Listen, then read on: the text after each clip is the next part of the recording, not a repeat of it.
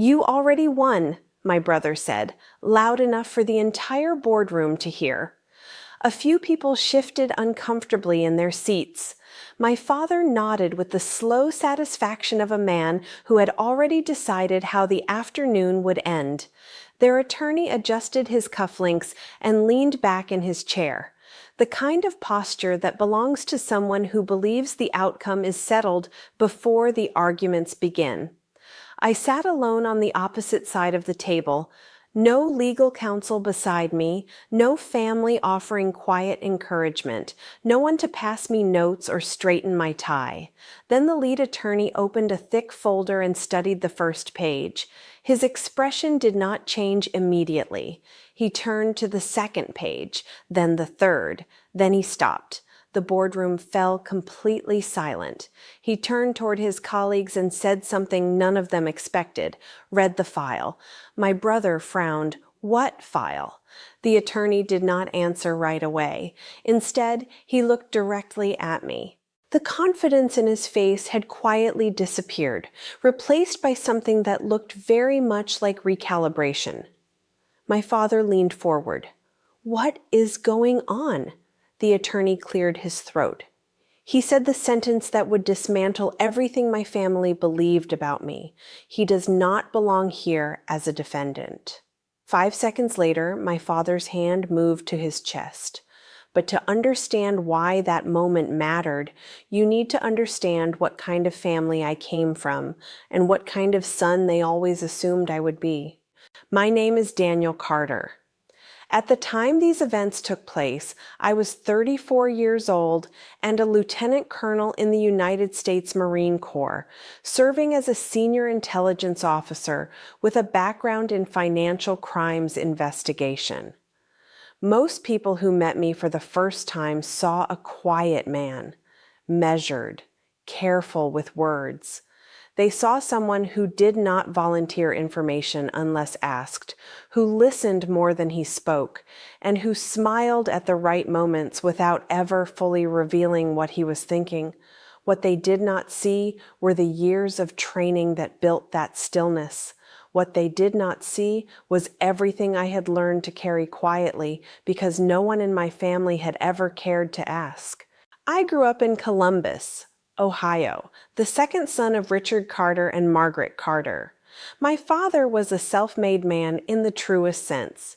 He had built a regional manufacturing and distribution company from almost nothing, starting with a single warehouse and a second-hand truck, and over 30 years expanding it into a business with hundreds of employees and facilities across 4 states. He was proud of that. He should have been. Building something from nothing takes sacrifice and vision and an almost unreasonable tolerance for risk. I respected it then. I respect it now. What I never understood, at least not when I was young, was why that pride had to come with a condition. The condition was my brother Marcus. Marcus was everything my father wanted to become and never quite did. Charming, loud, comfortable in every room, quick with a handshake and a joke. My father saw himself in Marcus the way men sometimes see in their children the version of themselves they wish they had been. He was the heir to the business, the natural successor, the one who would carry the name forward. This was never stated as a policy. Nobody handed me a document explaining the hierarchy. You simply absorbed it over years of watching. Marcus forgot an appointment with a client. He was busy. I missed a school event because I was working a part-time job to save money for equipment. I should have planned better. Marcus failed a semester at university. The pressure had been too much. I graduated with honors. My father asked what I planned to do with a business administration degree that would not serve the company. I enlisted 3 months after graduation. Not out of spite. Not to prove anything to my father, though I understood he would interpret it that way. I enlisted because I had sat down one evening with a piece of paper and listed the things I wanted from my life. Discipline. Purpose. A system where what you earned could not be taken from you by someone else's preference. The military offered all three. My father called it running away. My mother said nothing, which was the answer she always gave when she disagreed with my father, but did not have the energy to say so. My grandfather, William Carter, a retired colonel and the man I trusted most in the world, simply nodded when I told him. He said, "You always knew who you were. You just needed a place that knew it too." The Marine Corps did not care whose son I was. It cared whether I could perform under pressure, whether I could lead, whether I could be trusted with information and responsibility that carried real consequences. I discovered quickly that I could do all of those things. Basic training stripped away everything I thought I knew about my own limits and rebuilt them further out. Officer Candidate School added another layer. Then came the intelligence track, and I found something that felt like home in the complexity of it. Reading systems, identifying patterns, following money through layers of obfuscation, understanding how organizations concealed what they did not want found. I was genuinely good at it. And the work mattered in ways that had nothing to do with anyone's approval. Meanwhile, back home, Marcus was running the company my father had handed him. I want to be fair here, because fairness matters to me even when it is uncomfortable. Marcus was not entirely without ability. He was skilled with people. He could hold a room.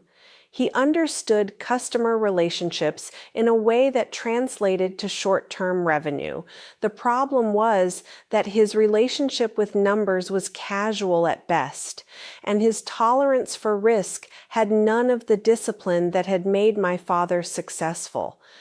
Where my father had gambled carefully, studying every angle before committing, Marcus gambled enthusiastically, and then looked around for someone to rescue him when the table went cold. Over the course of 8 years, he made 4 major business decisions that nearly collapsed the company. An expansion into a market he had not researched properly, a partnership with a distribution firm that had undisclosed debt, a real estate acquisition based on projected growth that never materialized, a supplier contract with terms that locked the company into arrangements that became catastrophically unfavorable 18 months later. Each time, my father absorbed the losses, restructured the debt, made calls to old colleagues, pulled in favors. Each time, he explained it as the cost of learning. Each time, the company survived. And each time, the credit went to Marcus for having the resilience to push through. I sent money home twice during those years, not because anyone asked, not because I expected acknowledgement. My grandfather had mentioned quietly that my mother was dealing with medical expenses the insurance would not fully cover, and that the company's cash flow problems were creating tension at home. I arranged transfers. Clean, documented, no drama. I never mentioned it. Neither did anyone else. My grandfather passed away in the spring, 3 years before the events I am about to describe. He went quietly on a Tuesday morning in the house where he had lived for 40 years. I was on assignment overseas. I received the notification through official channels, took emergency leave, and flew home in time for the funeral. Standing beside the casket, I looked at my father and brother across the grave and realized that the only person in my family who had ever looked at me directly, without agenda, without comparison, was gone. The grief was clean, the kind that does not require explanation. A week after the funeral, the attorney read the will. My grandfather had been more careful with his finances than anyone realized. Decades of disciplined savings, modest living, and quiet investment in several properties and a substantial portfolio had produced an estate worth considerably more than my father had estimated. The room was calm when the early provisions were read, charitable donations, personal keepsakes distributed thoughtfully. Then the attorney reached the main distribution, the portfolio, the properties, the majority of the estate, my name. My father blinked. My brother laughed, a single startled sound as if he had heard a punchline he did not understand. Then they both looked at me. My father said, "There must be a mistake." There was no mistake. The drive home from that meeting was the last time I rode with my father willingly. He did not speak for the first 20 minutes. Then he said, "You did something." I looked out the window. I said nothing. You spent time with him at the end. You turned him against us. I turned to face him. "I was overseas for most of the last 3 years," I said. He looked straight ahead. "That does not mean you did not influence him. I want you to sit with that logic for a moment, because it matters." My brother had been present, nearby, visiting regularly. He had been in the city, available, physically close. And yet somehow my absence was being used as evidence of manipulation. That is the kind of reasoning that only works if you have already decided on the conclusion. 3 weeks later, my father and brother filed suit. Undue influence, coercion, exploitation of a vulnerable elderly man. They wanted the will invalidated. They wanted the estate distributed to what they called the rightful family. They hired a firm with a strong record in probate litigation. The lead attorney was a man named Gerald Holloway, who had handled dozens of contested estates and who carried himself with the particular confidence of someone accustomed to winning. I informed the court that I would represent myself. My father found this amusing. My brother found it contemptible. Holloway was professionally polite about it, which was the most unsettling response of the three. The morning of the first proceeding had the quality of early autumn, cool and still with the kind of pale light that makes everything look slightly overexposed. I arrived at the conference facility 40 minutes before the scheduled start. I set up my materials, I reviewed my notes, I drank a cup of coffee from a machine in the hallway and thought about my grandfather, about the conversations we used to have on his porch when I was still in school. He had a way of asking questions that required you to think rather than react. He never told you what to believe. He handed you information and waited. I tried to carry that quality into the room with me. My father and Marcus arrived together. Marcus looked at my single folder on the table and smiled. "You actually showed up without an attorney." He said it like it was the funniest thing he had encountered in months. My father simply looked at me with the expression he had used my entire life, the one that said, "You are about to learn a lesson you should have already known." Holloway arrived, reviewed the seating arrangement, and acknowledged me with a professional nod. He had done his homework on the case. He had prepared well. What he had not done, and what I knew from the documents that had been exchanged during discovery, was review the full extent of my professional background. The version of me he had been given was the version my family had described. The quiet son who enlisted and drifted away. The proceedings began. Holloway's strategy was efficient and well constructed. He was not trying to prove that my grandfather had been incompetent in any global sense. That would have been difficult given the evidence. Instead, he built a portrait of selective vulnerability. An elderly man grieving his own mortality, increasingly reliant on the one family member who called most frequently, who visited during the most emotionally significant periods, who had the intelligence and the patience to shape an old man's final decisions subtly without leaving obvious marks. Every witness he called contributed a small piece to that portrait. A neighbor who had noticed that my grandfather seemed quieter in his last year, a former colleague who mentioned that he had seemed to rely more on phone calls than he used to, a distant relative who had attended the funeral and observed that my grandfather had mentioned me several times in his final months. None of it was explosive. All of it was suggestive. Holloway knew how to let suggestion do the work that evidence could not. I cross-examined each witness briefly. I asked a small number of questions.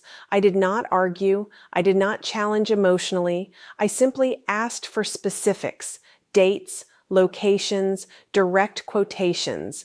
The answers, when pressed for precision, became much less useful to Holloway's narrative than the original testimony had seemed. The neighbor had not been inside my grandfather's home in over a year.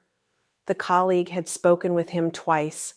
The distant relative had heard the comments secondhand from someone who was not in the room, small cracks, barely visible, but I was not building a wall yet. I was laying a foundation. By the end of the first day, Marcus leaned toward me during a break and said, "You can't win this without someone who knows the law." I looked at him for a moment. Then I said, "What makes you think I don't?" He laughed. He assumed I was bluffing. The second day began with Holloway introducing documentary evidence, phone logs showing the frequency of my calls to my grandfather, travel records showing visits, a summary of my grandfather's estate planning timeline, which showed that significant revisions had occurred during a period when I had returned home for a family event. The implication was clear, and Holloway stated it plainly. The pattern of contact aligned directly with the pattern of revision. He looked at the room with measured confidence. He said that the evidence would show a sustained and deliberate campaign by an intelligent individual who understood how to build influence gradually over time in ways that left no individual action looking suspicious, but that cumulatively produced a specific and dramatic result in his favor. My father nodded. Marcus sat back in his chair with his arms crossed and the expression of a man watching a verdict arrive. Then it was my turn. I stood. I walked to the center of the room without notes. I had memorized what I needed. I said, "I would like to introduce my personnel file into the record. Complete version, not the summary provided during discovery." Holloway frowned. He had received a condensed version. The condensed version listed my rank, branch, and years of service. The complete version was considerably more detailed. I handed copies to all parties. I gave one to the appointed arbitrator, a retired circuit judge named Patricia Hearn, who had been selected by mutual agreement. She had a reputation for patience and thoroughness. She opened the file. She began reading. The room was quiet. She turned a page, then another. Her expression shifted. She looked at me over the top of the file. She said, "This is your record?" "Yes, ma'am." She turned another page. She said, "You have a background in financial crimes investigation." "I do." "How many years?" "Nearly 9 at that point." She turned to a section near the back of the file. Then she looked at Holloway. His copy was open in front of him. He had stopped looking at the arbitrator and was reading. His face had changed. Not dramatically, not all at once, but the color was leaving it quietly, the way a tide goes out. He reached the page that listed my specific qualifications, the certifications, the courses completed at federal institutions, the investigations I had participated in as a junior officer and later led as a senior one, the cases that had produced prosecutions, the commendations from agencies outside the military, the formal recognition from a federal financial crimes task force for work that had recovered tens of millions in fraudulently transferred assets. He turned to another page. page. This one listed my legal training, military justice courses, advanced administrative law, a graduate certification in forensic accounting completed during a posting that had allowed evening coursework, a secondment to a legal review unit during a sensitive multinational investigation. Holloway set the file down on the table. He removed his glasses. He placed them on top of the file. Then he said in a voice that was entirely quiet, "Oh my God." He had not meant to say it aloud. I know that because the words came out without the professional finish his other statements had carried. They were simply true, unmanaged, escaped. Marcus turned toward him sharply. "What?" Holloway did not answer immediately. "What is it?" my father asked. The attorney looked at his clients. Then he looked at me. Then he looked at the arbitrator, who was still reading. He said, "Look at the file." His voice was flat. Marcus grabbed his copy. His eyes moved quickly across the page. Then they slowed. Then they stopped. My father took longer to understand what he was reading. He had never been in an environment where these credentials carried weight.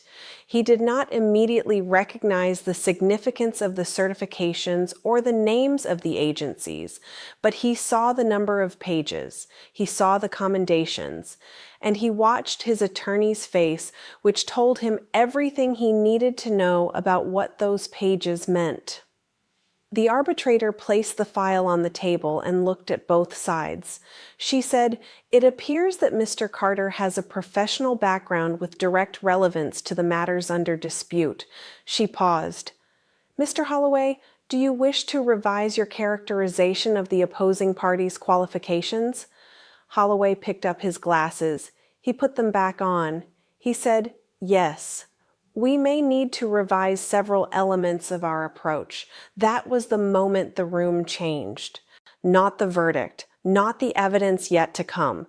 That sentence, the admission in front of my father and brother that the man they had hired to defeat me had just discovered that what they had sent him to do was considerably more complicated than anyone had told him.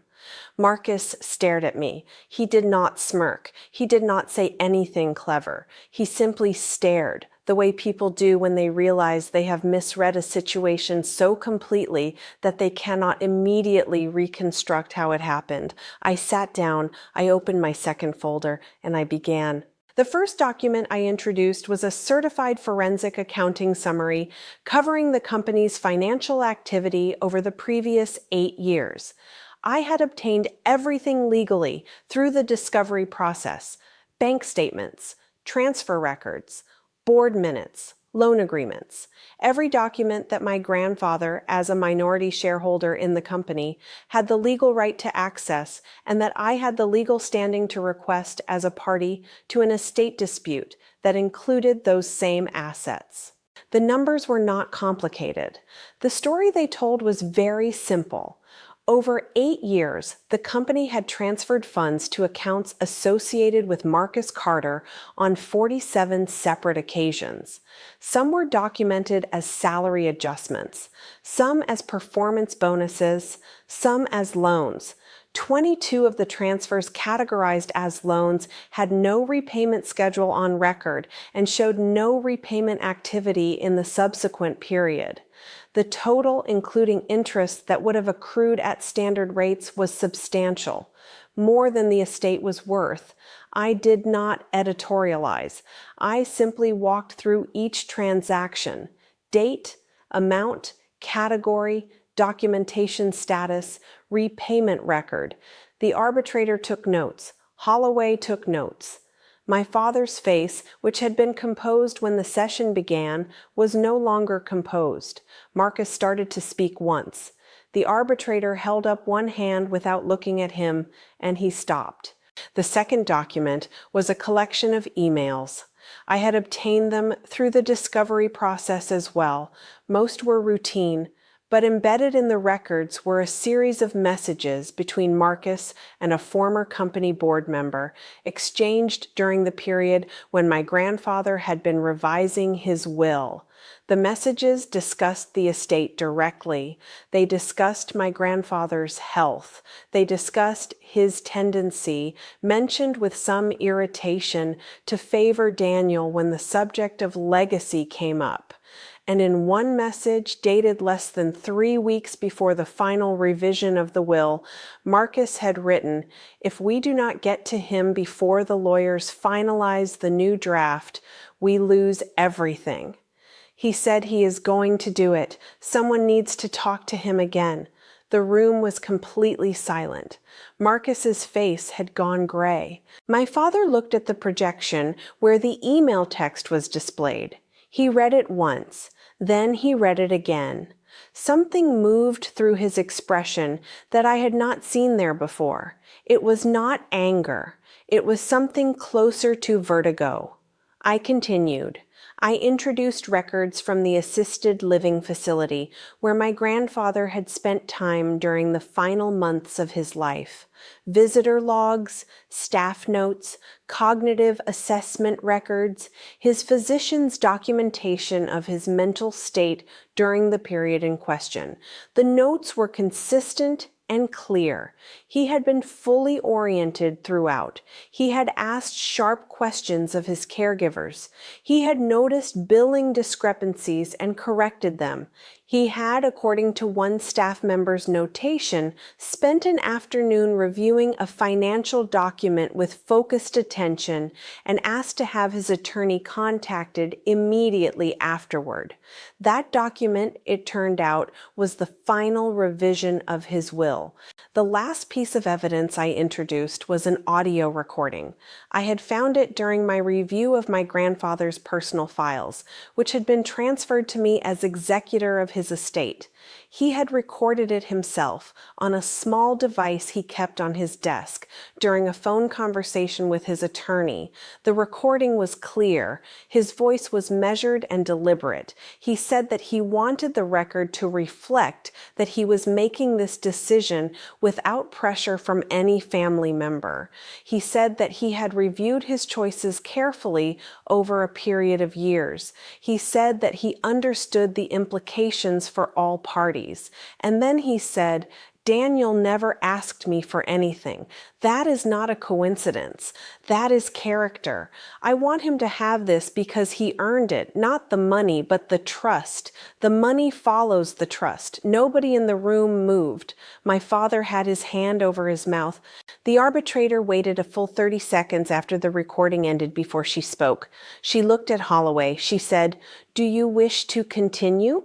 Holloway looked at his clients. Marcus was staring at the table. My father had not moved. Holloway looked back at the arbitrator. He said, "I believe we need a recess to consult with our clients." The recess lasted 40 minutes. When they returned, Holloway made a brief statement. He said that in light of the evidence presented, the plaintiffs were withdrawing their petition. He said it without ornamentation or explanation. He sat down. The arbitrator noted the withdrawal for the record. She confirmed that the estate distribution, as specified in the will, would proceed without further contest. She noted that the financial documents I had introduced contained matters that warranted referral for independent review. She did not elaborate on what that meant. She did not need to. The session was formally closed. People began gathering their belongings. Conversations started in low voices near the door. The mundane noise of an ending resumed around us. My father and Marcus sat still for a moment longer than everyone else. Then Marcus stood. He walked toward the exit without looking at me. His steps were different from when he had arrived. The performance was gone. My father took longer. He stood slowly, like a man testing whether his legs would cooperate. He straightened his jacket. He picked up the folder in front of him, then put it back down. Then he turned. He walked toward me. I did not move toward him or away. He stood close enough that I could see the lines around his eyes that had not been there 10 years ago. He was older than I had been allowing myself to notice. He opened his mouth. He closed it. He tried again. "I never knew what you did," he said. "None of it." I looked at him. I said, "You never asked." The words were quiet. They were not a weapon. They were simply true, and he knew it. He was silent for a long moment. Around us, the room continued emptying. A clerk collected documents from the far end of the table. Someone turned off one of the projectors. The ordinary machinery of an ending doing its work. Then my father said, "Your grandfather was right about you." I did not answer. Not because I had nothing to say, but because I had already spent 34 years waiting for a version of that sentence, and now that it had arrived, I found that I did not need it the way I once thought I did. It was true, and it was late, and both of those things could be true at the same time. He reached out and placed his hand briefly on my shoulder. The gesture lasted perhaps 3 seconds. Then he turned and walked toward the door. I watched him go. I did not know then whether we would find a way back toward something resembling a family. I still do not know. Some distances close gradually. Some never do. You make your peace with the uncertainty. I stood alone at the table for a moment after everyone had left. I looked at my grandfather's photograph, the one I had placed at the edge of my materials at the start of the day. He was younger in it than I remembered him, standing in front of his house in his uniform, the year he came home from his last deployment. He was smiling with the particular contentment of a man who knows exactly who he is. I put the photograph in my bag. I gathered my folders. I walked out into the afternoon, where the light was doing that thing it does in early autumn, golden and already beginning to tilt toward evening. I sat in my car for a moment and did not turn the key. I thought about my grandfather's voice on that recording. He earned it. Not the money, the trust. I have thought about that sentence many times since. About what it means to earn trust rather than simply receive it. About the difference between being handed a place in something and building one. My father built a business. He was right to be proud of that. What he never understood was that his second son was building something too, in rooms he never visited, in situations he never imagined, with skills he never thought to ask about. If you have ever been the one who was overlooked, the one whose accomplishments landed in silence while someone else's ordinary efforts were celebrated, I want you to hear this. The work you do in the absence of recognition is not wasted. It does not disappear. It accumulates in you, quietly, steadily, until the day arrives when someone finally opens the full file and sees everything that was always there. The ones who refused to look were not protecting themselves from the truth. They were simply delaying the moment they would have to face it.